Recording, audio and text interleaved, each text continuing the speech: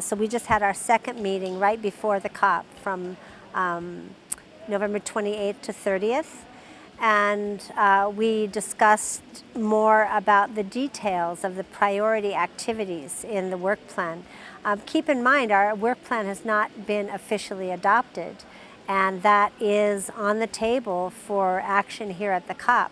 So we've begun working on our work plan even though it isn't officially adopted, but one thing that we found was that the states really, and the UNFCCC, had not yet committed the funding. Maybe they're waiting for the adoption here, but we've been informed that the $1 million budget that they estimated in Katowice to carry out all of the activities, which really prioritize bringing together traditional knowledge holders.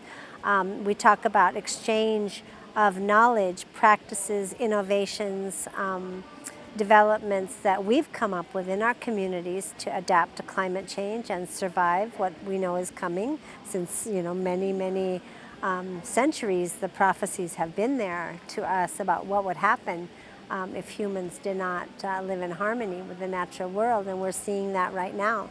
So we need to think of how we're going to adapt in our own communities and what we can share with other Indigenous peoples first and foremost, and then with the broader community, including the states. So that's a big debate still of, how can we share, what can we share, how can it be shared, but we're eager to actually share some of the programs and innovations, not really our traditional knowledge, but how we're putting those things in place, how we're making sure there's programs, in our communities, in our Indigenous communities and tribes and nations to transmit traditional knowledge to next generations.